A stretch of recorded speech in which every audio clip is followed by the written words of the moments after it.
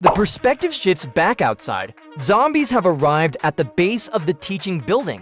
They're frantically ramming the doors. Su Yulin's refined demeanor is completely gone. She yells, "Why? What do Yongsheng and the others did to provoke you?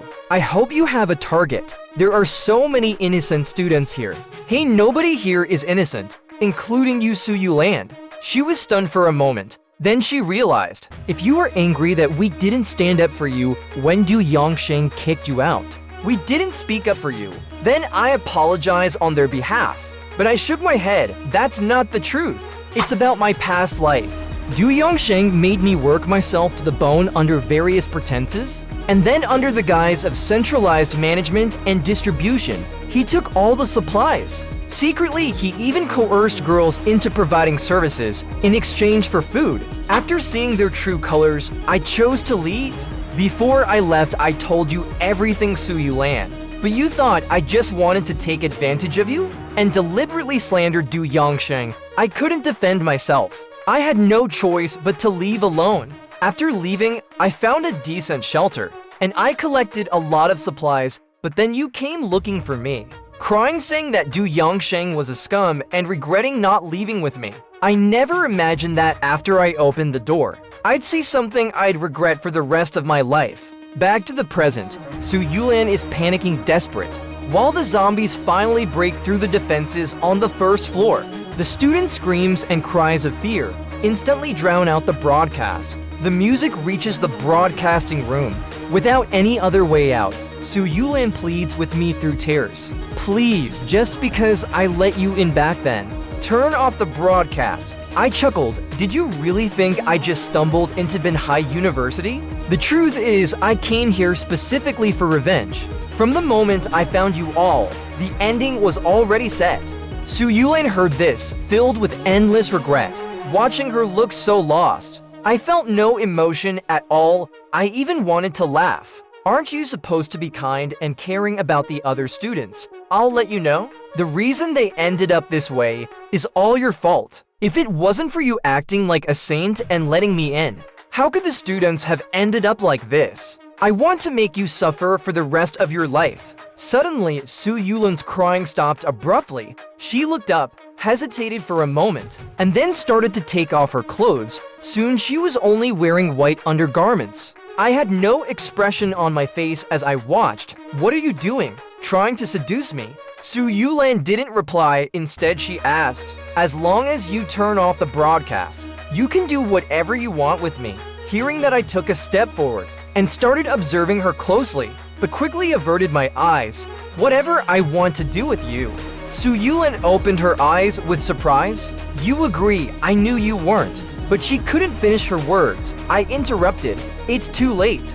After my reminder, Su Yulan realized that the screams downstairs had stopped, replaced entirely by the roars of zombies. Seeing that my goal was achieved, I turned off the broadcast. I climbed onto the windowsill and then jumped. I grabbed the water pipe on the wall and slid down. At this moment, Su Yulan was the only one left standing there in a daze until the door behind her was banged hard. She finally came to her senses. Su Yulan stared nervously at the door, hoping that the thing outside would leave, but the sound of banging on the door never stopped. Finally, the door was broken open. A disheveled zombie slowly walked in.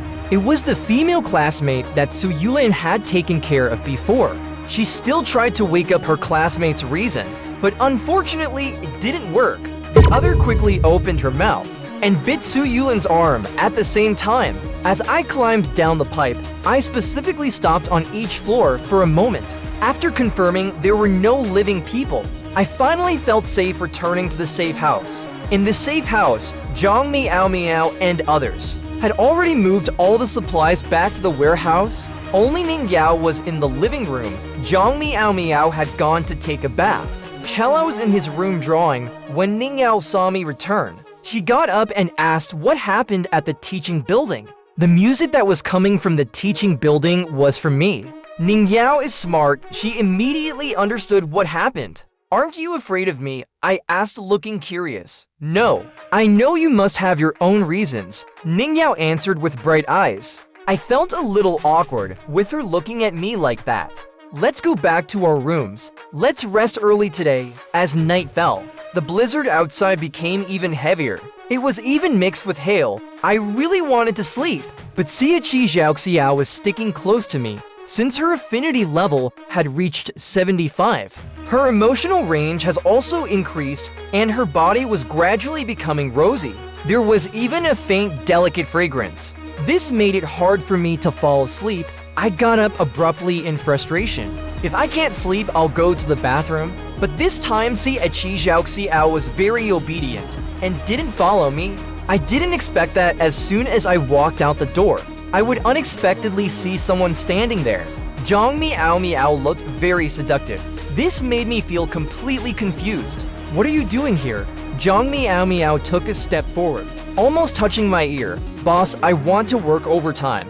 I thought for a moment, and more or less guessed her idea. Zhang Miao's original identity was a gold digger.